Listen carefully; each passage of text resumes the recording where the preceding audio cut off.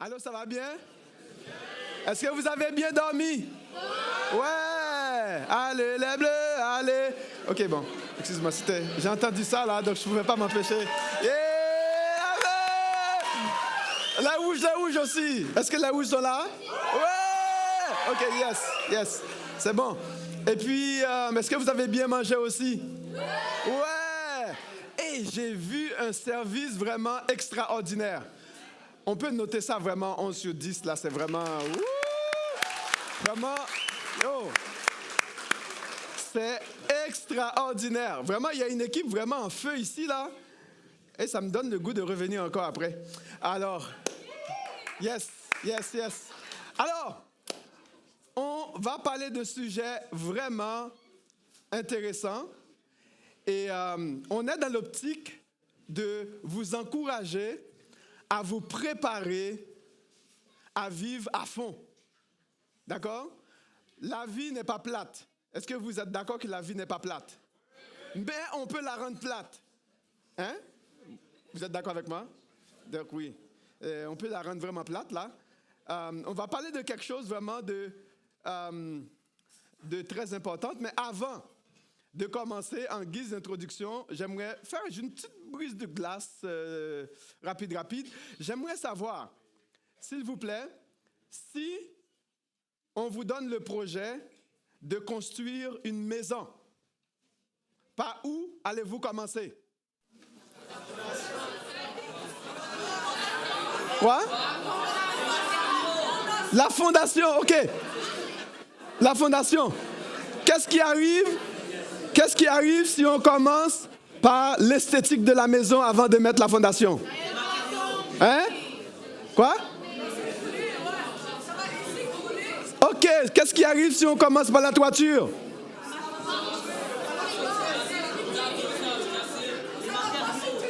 Ça ne va pas se tenir, pourquoi? Il n'y a pas la base. OK, donc, vous êtes d'accord avec moi?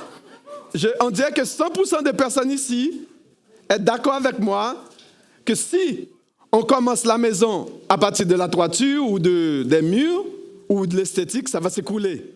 Donc, s'il n'y a pas la base, vous êtes d'accord? Oui. On est d'accord? Oui. Ah ben c'est fini, je m'en vais.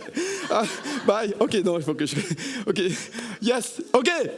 Si vous devez voyager, d'accord? Quelle est la pièce, l'élément le plus important? Vous allez en Chine. Hein? Visa? Oh, visa. L'argent? Ah, on m'a dit l'argent. Qui dit mieux? J'ai entendu passeport ici, passeport. OK. Allez, les bleus. OK, les bleus, c'est quoi? OK, les rouges, c'est quoi? Passeport ou l'argent? Donc, tu as l'argent, on va te laisser passer là. Tu vas prendre un passeport, OK. J'ai entendu passeport. L'argent. OK. Moi, là, je vote pour passeport. Parce que t'as beau avoir de l'argent, mais tu ne peux pas passer. Tu as besoin de passeport, tu as besoin de visa. OK? Est-ce qu'on est d'accord avec ça? Ouais? Oui? Yes. Excellent. Vous savez, si pour un voyage, on a besoin d'un passeport, si pour une maison, on a besoin d'une fondation pour commencer, imagine pour une vie.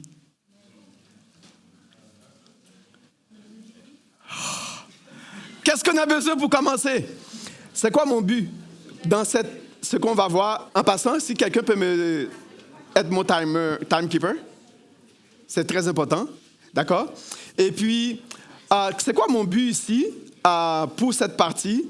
C'est vraiment de t'aider à réaliser et à comprendre l'importance de ta vraie valeur, de ta vraie dignité et ton identité.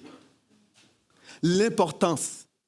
Je vais peser sur ce mot, l'importance en tant que personne qui va te préparer à la vie comme fondation, comme base, l'importance de ta valeur, de ton identité OK, de ta dignité. Si c'est ton identité qui va déterminer ton parcours, la qualité de vie que tu vas mener. Tout va dépendre vraiment de ton identité, de qui tu es en Jésus-Christ. C'est la base. C'est la base. Il est très important, pendant que tu es jeune, d'avoir une base solide de ton identité, de ta valeur, de ta dignité en Jésus-Christ. Et c'est ce que nous allons voir aujourd'hui. Et en tant que jeune, on peut se faire beaucoup intimider, parfois à l'école, parfois on peut se faire beaucoup influencer par des amis et par toutes sortes de... Souvent, on gère mal la pression des pairs. Et quand j'étais jeune, je suis passé par là aussi. Tout le monde est passé par là. On veut être on veut être dans la gang. Et pour être dans la gang, on va se dire n'importe quoi. Et on ne réalise pas l'impact que cela peut avoir sur le parcours de notre vie. Et c'est important pour nous, en tant que jeunes, d'accepter que Dieu nous a donné une identité. Et c'est cette identité-là, ce n'est pas la société qui a déterminé l'identité, ce n'est pas la gang qui détermine l'identité, ce n'est pas les institutions du monde entier qui déterminent ton identité, mais c'est Dieu qui détermine ton identité. Et le fait de connaître, d'avoir une identité solide, va te permettre de mieux faire face aux défis de la vie. Oui, la vie est belle. Vous avez de l'énergie, vous avez de l'intelligence. Dieu vous donne des capacités extraordinaires. Mais cette belle capacité peut malheureusement mal terminer. Est-ce que vous êtes d'accord avec ça? Et j'en ai vu beaucoup qui avaient du talent. Et quand je dis ça, c'est vraiment cette crève-cœur. J'ai vu des jeunes qui avaient du talent, des beaux jeunes qui avaient de l'espoir, qui malheureusement, un geste les a détruits. Une décision a détruit leur parcours. Parce qu'ils n'avaient pas une identité profonde en Jésus-Christ. Pour t'aider à faire face aux réalités de la vie, pour t'aider à saisir les opportunités de la vie, pour t'aider à développer ta confiance en toi, en Jésus, pour te guider dans tes choix académiques. Dieu t'a donné des capacités, des grandes capacités. Dieu t'a donné des dons, les choix professionnels que Dieu va faire pour te permettre à bâtir des relations plus authentiques, vraies, pour ne pas te laisser intimider par quoi que ce soit ou être impressionné par qui que ce soit, pour te permettre à mieux faire face aux pressions sociales dans la vie où tu vas grandir, parfois à l'école, même lorsque tu as peut-être 15 ans, 20 ans, 14 ans, peu importe 13 ans ou 12 ans, il y a beaucoup de pressions auxquelles tu vas faire face, ou peut-être que tu fais face déjà à ces pressions-là de tous les jours. Mais comment est-ce que tu vas être capable de faire face à ces choses-là pour que tu sois bien dans ta peau? Il y a beaucoup de jeunes qui souffrent, qui ne sont pas bien dans leur peau. Beaucoup de dépression. Il y a trop de pression, on n'est pas bien dans notre peau, on est mal à l'aise, on va nous isoler, on va nous mettre dans un coin. Souvent, on est comme étiqueté dans un coin et on laisse passer les dons que Dieu a mis en nous pour que tu t'acceptes et de ne pas tomber dans les pièges de te faire manipuler ou intimider par les autres. Vous avez un des principes le plus fondamental de Satan, un des principes le plus fondamental souvent que la société va implémenter sans le savoir pour détruire, c'est toujours de valoriser ce que tu n'as pas et de dévaloriser ce que tu as. Et c'est comme ça que ça fonctionne. Le principe de Satan, c'est toujours de dévaloriser ce que tu as. Ce que tu as ou ce que tu es n'est pas bon, mais c'est ce que tu n'as pas ou ce que tu n'es pas qui est bon. Je vais prendre un exemple. Tu as une belle voiture, d'accord? Et tu as envie de changer la voiture. Tu vas aller chez le concessionnaire. Tu dis au concessionnaire, j'aimerais ça changer de voiture. Qu'est-ce que tu penses que le concessionnaire va faire? Il va te dire, ta voiture, ça vaut 20 000, mais tu l'as acheté 90 000. D'accord? juste pour exagérer la situation, tu as un beau BMW, d'accord, ou bien une Audi. Ça coûte cher d'entretien. Tu te dis, ça me coûte trop cher d'entretien. Ton BMW ou ton Audi, ça te coûte 90 000. Tu veux acheter une Hyundai. D'accord? Petite Hyundai. Là, tu amènes au concessionnaire. Je vais changer. Tu penses que le concessionnaire va te donner plus d'argent pour ton BMW ou ton Audi? Qu'est-ce que tu penses que le concessionnaire va faire? Ton Audi, ça a déprécié beaucoup, hein? Puis on va te donner peut-être 20 000 pour. Tu as payé 90 000. Ton Hyundai, ça coûte 60 000. OK? Disons que tu te dis, bon, ça va me coûter moins d'argent pour entretenir. Puis tu achètes ton Hyundai, tu donnes ton BMW. Mais après 2 semaines, tu te dis, non, je vais retourner pour aller prendre ma voiture. Là, savez-vous? Qu'est-ce que le concessionnaire va dire? Non, ton BMW, c'est maintenant 80 000.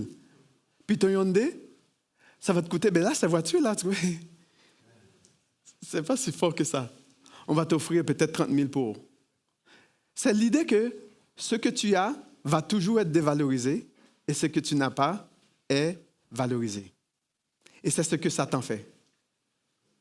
Toujours te dévaloriser pour valoriser ce que tu n'as pas. Et toi, qu'est-ce que tu vas arriver? Tu vas tomber dans le piège, n'est-ce pas? Tu tombes dans le piège et tu vas chercher à toujours la valorisation des autres, la valorisation de la société, la valorisation de tes amis, la valorisation, et puis ça va t'amener à prendre des décisions plus tard qui vont affecter ta vie. Et c'est là vraiment qu'on doit prendre le temps de connaître vraiment où est-ce qu'on puise notre vraie identité. Qui sommes-nous? Et qu'est-ce que Dieu dit de nous? Quelle est la source de ton identité? Qui décide qui tu es? Est-ce que c'est la société qui décide qui je suis? Est-ce que c'est l'école qui décide qui je suis? Est-ce que ce sont les amis qui décident qui je suis? Finalement, qui décide qui je suis? Est-ce que c'est parce que je suis né dans un endroit qui décide qui je suis? Finalement, on va essayer de parler de ton identité profonde, de ta dignité, de ta valeur, de qui Dieu fait de toi. Et j'aimerais commencer vraiment par la source. La source. Pour connaître vraiment qui tu es, c'est important de connaître la source d'où tu viens. Et si tu ne connais pas la source d'où tu viens, ça va être difficile pour toi de savoir qui tu es. Et je vais parler de la source. La source, c'est Dieu. Et c'est Dieu qui a déclaré. Vous connaissez bien l'histoire de la création, n'est-ce pas? Oui, tout le monde est familier avec cette histoire. Qu'est-ce que l'histoire nous dit lorsque Dieu a fini de créer toutes choses? Dans Genèse 1, 26-27, Dieu dit quoi? Faisons l'homme à notre image, selon notre ressemblance. D'accord? Et Dieu l'a dit. Faisons l'homme à notre image, selon notre ressemblance, qu'il domine sur les poissons de la mer, sur les oiseaux du ciel, sur les bétails, sur toute la terre et sur tous les reptiles qui rampent sur la terre. Dieu créa l'homme à son image, il le créa à l'image de Dieu, il créa l'homme et la femme. Et Genèse 2,7 va nous donner un petit peu plus de détails, comment Dieu l'a fait. Genèse 2,7 nous dit, « L'Éternel Dieu forma l'homme avec la poussière de la terre, il insuffla un souffle de vie dans ses narines et l'homme devint une âme vivante. » Je vais vous inviter à m'aider un peu. Lorsque Dieu a dit, premièrement, c'est qui a dit « Faisons l'homme à notre image » ? Qui a dit ça? OK, est-ce que c'est la société qui a dit ça? OK, lorsque Dieu a décidé de dire ça, qu'est-ce qui a existé avant? Est-ce qu'il y avait de l'argent? Est-ce qu'il y avait de la culture? Est-ce qu'il y avait des pays? OK, qu'est-ce qu'il y avait? Hein? Il y avait quoi? Juste la nature sauvage. Il y avait Dieu qui l'a dit. Mais si Dieu a dit, comment cela se fait-il qu'aujourd'hui, on laisse les autres dire, la culture dire, les performances dire, si par exemple je suis bon à l'école, c'est que les amis disent. Pourquoi est-ce que si Dieu a dit et que si Dieu a décidé, et si c'est Dieu qui est la source, qui a commencé toutes choses, pourquoi est-ce qu'on se laisse tellement abîmer et affecter par notre identité aujourd'hui? Pourquoi est-ce qu'on se définit tant par tellement de choses? Pourquoi? Oui? En fait, la psychologie humaine est aussi complexe. Dieu nous a permis que nos cerveaux et notre manière de penser soient complexes, spécialement durant l'adolescence. OK. Et L'influence. Les influences, OK. les amis qu'on a, tout le monde autour de nous, je ne veux pas dire influencer parce que c'est pas le bon terme, mais ça impacte. Ça impacte. Ça impacte genre, notre forme de pensée, notre caractère. OK. On est d'accord, donc il y a l'influence, notre forme de pensée, notre caractère. D'où vient notre forme de pensée? Oui? Nos alentours. D'alentour. Donc on est quand même influencé. OK, il y a d'autres choses. Pourquoi on se laisse tellement écraser par le poids de notre identité alors que nous sommes dans des églises? Hein, il y a beaucoup qui sont... Vous êtes dans des églises, vous avez entendu beaucoup parler de cette histoire, n'est-ce pas, d'identité? Que Dieu, c'est Dieu qui a dit. Pourquoi est-ce qu'on se laisse tellement comme manipuler ou jouer ou comme se définir par ce que les autres pensent de nous, au lieu qu'on se laisse définir par ce que Dieu dit de nous? Oui? On est pécheur. Yes. Oui, on est pécheur. Est-ce que cela enlève quand même qui on est?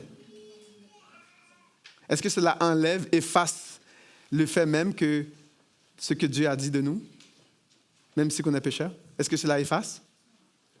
Ça peut l'abîmer. D'accord? Mais cela n'efface pas ce que Dieu a dit. C'est Dieu qui l'a dit que faisons l'homme, faisons la femme à notre image. C'est sûr que Dieu utilise nos parents pour qu'on soit né. Dieu a utilisé nos parents pour qu'on soit né. Imagine que Dieu avait commencé avec 2 bébés dans le jardin d'Éden. Qu'est-ce que vous pensez qui allait arriver? Hein?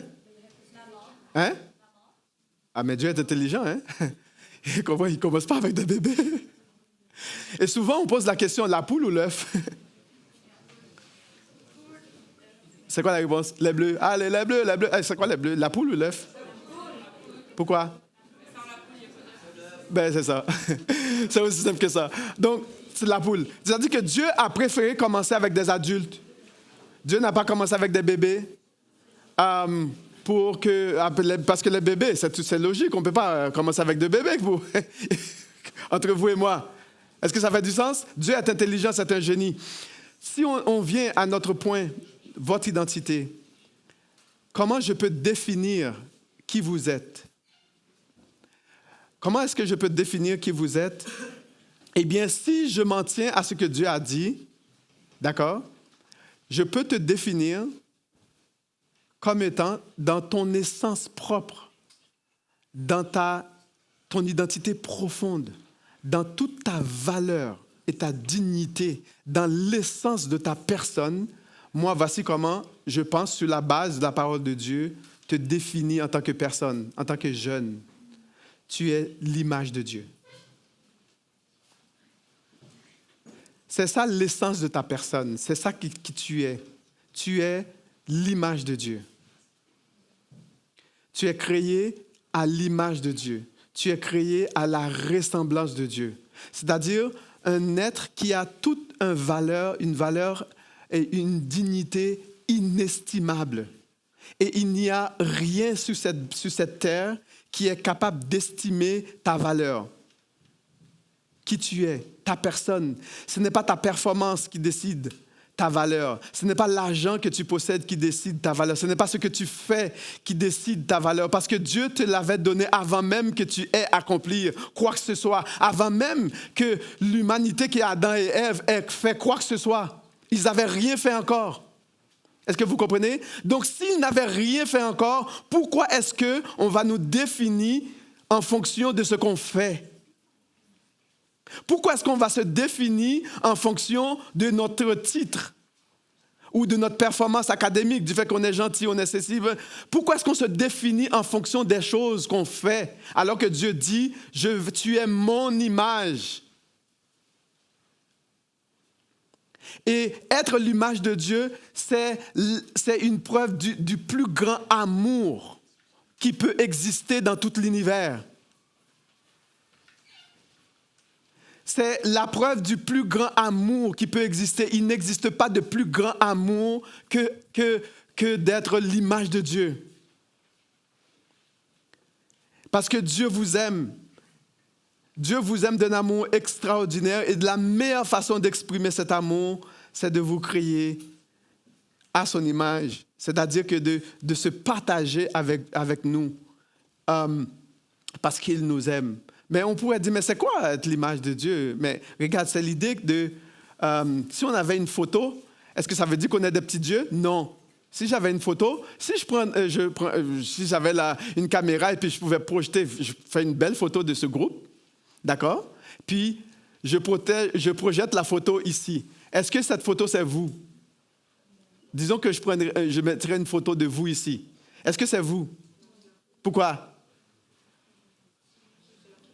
C'est une photo de vous. Ce serait une photo de vous. Vous êtes d'accord avec moi? Parce que vous seriez assis là. Donc, vous comprenez? Donc, ce n'est pas vous. C'est-à-dire qu'il y a les caractéristiques. Dieu va vous donner, a mis en vous toutes les caractéristiques de procréer, les caractéristiques d'inventer, les caractéristiques de justice, d'amour, du sens logique. Vous êtes capable de penser, vous êtes capable de faire des choses. Regarde où on est. Il y a des gens qui ont fait des choses. On est capable de projeter ceci. Parce que qu'être créé à l'image de Dieu, c'est d'être créé avec toutes les capacités nécessaires de faire des choses extraordinaires. C'est-à-dire que vous qui êtes là, vous êtes capable d'accomplir des choses malades dans la société. Si vous dites que, you know what, moi j'accepte que je suis l'image de Dieu, et que Dieu m'a mis des choses en moi, je fais confiance à Dieu, j'accepte mon identité de qui je suis, et vous faites confiance à Dieu et que vous marchez tous les jours avec Dieu, vous allez voir les choses que vous allez être capable de faire. Parce que Dieu a mis en vous tout ce qui est nécessaire à la vie. Vous avez tout ce qui est nécessaire à la vie. Hier, j'ai pris le temps de nommer toutes les instances qui contribuent à votre vie. Et c'est beaucoup. C'est énorme. Tout cela, pourquoi? Parce que Dieu vous aime et Dieu veut vous préparer à la vie. Vous êtes jeune et vous avez des grandes capacités. Même si tu as 14 ans, tu as 12 ans, tu as 13 ans, peut-être que j'ai l'air de ne pas être capable. Non, Dieu a mis cela en toi. C'est comme en anglais, on dirait que it's a full package deal. It's all included. Vous avez tout ce qui est nécessaire à la vie. Nous avons vu que le péché tout à l'heure, le péché est venu remuer la chose, la situation. Et il y a une ville qui s'appelle, comment ça? Remous, Grand Remous. Est-ce qu'on remue les gens là-bas? Donc, je peux vraiment empêcher Grand Remous. Donc, David va reconnaître à un moment donné, il y a un homme qui va reconnaître cette réalité. David, qu'est-ce que David va dire dans le psaume 139, que nous connaissons très bien, psaume 139, verset 13 à 16, il dit « C'est toi qui as formé mes reins, qui m'as tissé dans les ventres de ma mère. Je te loue de ce que je suis une créature si merveilleuse. Tes œuvres sont admirables et je le reconnais bien. Mon corps n'était pas caché devant toi lorsque j'ai été fait dans le secret, tissé dans les profondeurs de la terre. Je n'étais encore qu'une masse informe, mais tes yeux me voyaient. Et sur ton livre étaient tous inscrits tous les jours qui m'étaient destinés avant qu'un seul d'eux existe. » David, qui était un homme, un roi, d'accord, qui était un homme puissant, qui avait de l'argent, qui avait tout, il ne mettait pas sa confiance du fait qu'il était roi. Il ne mettait pas sa confiance du fait qu'il avait beaucoup d'argent, qu'il avait beaucoup de richesses, mais il a reconnu que c'est toi qui m'as formé. Il a dit, je suis une créature, quoi? Merveilleuse.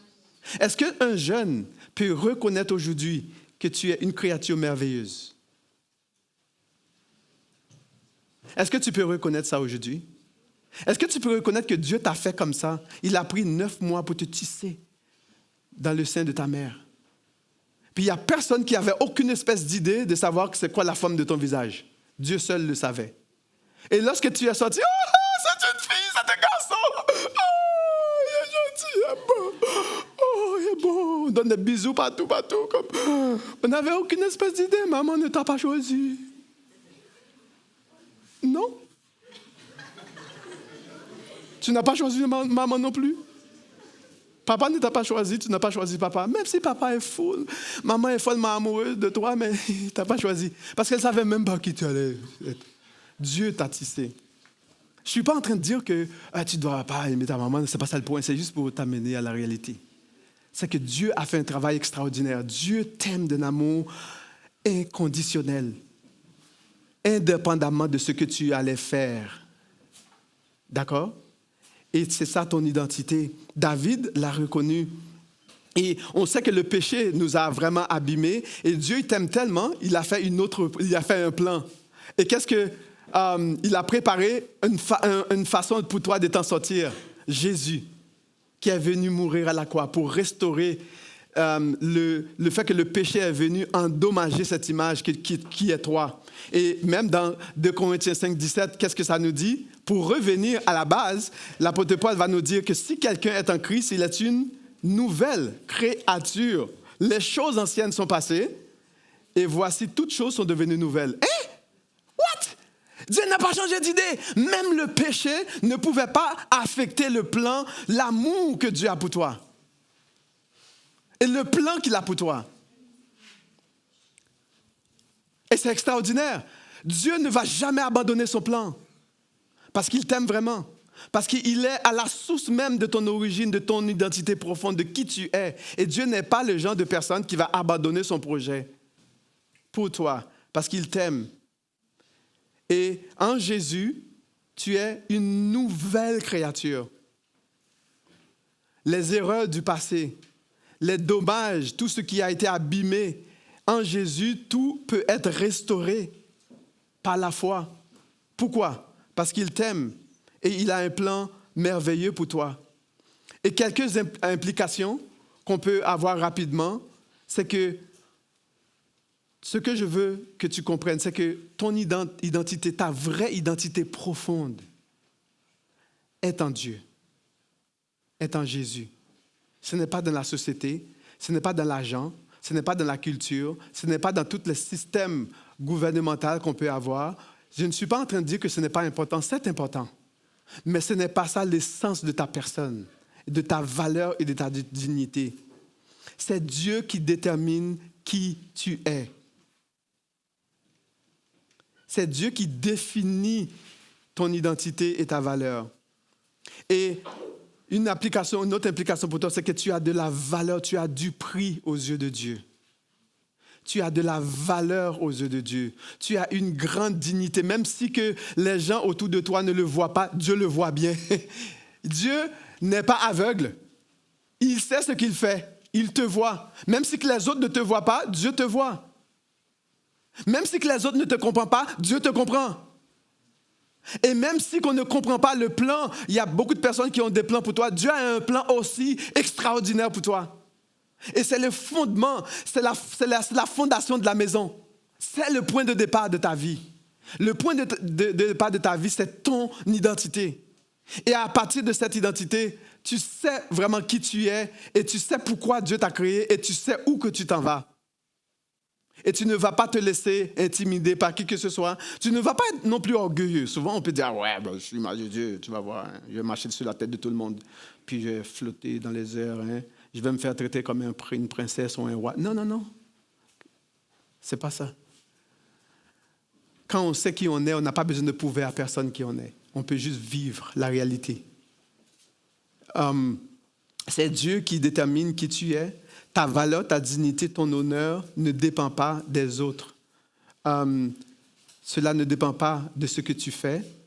Cela ne dépend pas de ce que tu possèdes. Elle ne dépend de rien d'autre que de Dieu et de Jésus-Christ. Dieu seul est celui qui définit ton identité. Je vais terminer avec cette promesse que Dieu t'a faite. Écoute-moi ça, c'est vraiment probablement que vous avez déjà entendu ça. C'est dans Jérémie 29, verset 11.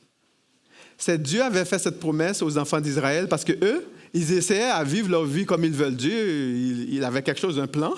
Et puis eux, là, ils disent, ben non, je vais vivre ma vie toute seule, puis je vais faire comme... Et puis qu'est-ce que Dieu dit? Il dit, moi, je connais les projets que je forme sur toi. Projet de paix et non de malheur, afin de te donner un avenir et de l'espérance. Puisque c'est Dieu qui t'a tissé, puisque c'est Dieu qui t'a créé, puisque c'est Dieu qui a fait de toi une créature merveilleuse et extraordinaire, Dieu a la capacité de prendre soin de toi. Dieu n'est pas le genre de personne qui va commencer un projet et qui n'est pas capable de le terminer, qui va l'abandonner. Dieu ne fait jamais ça. Dieu finit toujours le projet. Et ce qu'on va vous demander, c'est de lui faire confiance, de revenir à la base, de dire, you know what, je vais construire la base de ma vie, je vais construire la base de la maison avant de commencer à travailler sur l'esthétique. Et aujourd'hui, dans notre société, aujourd'hui, qu'est-ce qu'on fait? Au lieu de commencer par la fondation, on commence par l'esthétique. On met la toiture, puis on essaie de mettre la toiture, on se rend compte, hey, ça va tomber. On va mettre un poteau pour essayer de le tenir un bout. Mais là, on va mettre un autre poteau ici. Mais là, on se réalise que c'est encore instable, là, puis c'est tout croche. On va mettre un autre poteau pour essayer d'enregistrer. Hey, le sol n'était pas droit. On va mettre une petite pierre en dessous pour que ça commence à un peu comme... Tu finis par quelque chose un peu, tu sais, qui semble être à une vie, là. Puis là, quand tu arrives à tes vieux jours, tu réalises que non, ça ne marche pas l'affaire. Tu essaies de corriger, mais la fondation est déjà trop tard. Il faut tout casser pour recommencer à zéro. Bien, si vous ne prenez pas votre identité à zéro, c'est ça que vous risquez de faire en tant que jeune. Puis lorsque vous allez arriver à 40 ans, qu'est-ce qui est arrivé? Vous allez commencer à regretter. Ah ben non, j'aurais dû faire ça, ben là, il était trop tard. Tu peux retourner en arrière. Mais Dieu peut toujours te prendre, mais tu sais. Bon. Puisque Dieu, il répare beaucoup de pots cassés, c'est ce qu'il fait de mieux. Mais tu comprends que tu as perdu 40 ans de ta vie, là. Est-ce que vous comprenez? Il y en a beaucoup qui font ça. Puis arrivé à leur vieux jour, ils commencent à regretter. Oh, j'aurais dû faire ça, j'aurais dû passer plus de temps avec ma fille, j'aurais dû lui dire qu'elle était belle, qu'elle était gentille. Ben là, il est trop tard. Puis le pire qui est encore plus drôle dans toute l'affaire, c'est qu'à la mort, est-ce que quand vous avez été dans les funérailles, ils sortent toutes les plus belles paroles du monde, mais la personne n'entend rien. Ah, ben il était beau, il était gentil, c'était le meilleur papa du monde. Ben là, tu ne l'avais jamais dit pendant qu'il était vivant.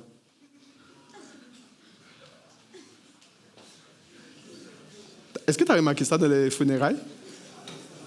Yike! Ou bien le jeune, il y a un accident qui arrive, puis la maman, il pleure. Hein? Mais je ne suis pas en train vous comprenez? De dire qu'il ne faut pas pleurer, là.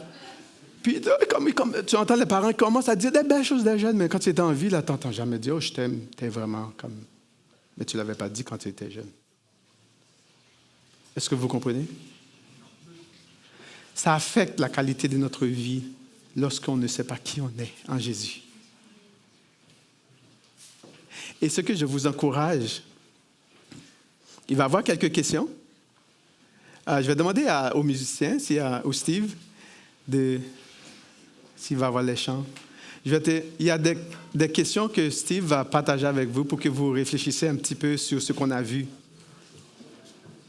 Je ne suis pas allé dans 50 000 directions, mais je voulais vraiment aller sur une seule chose. Et puis, je vais vous inviter à réfléchir.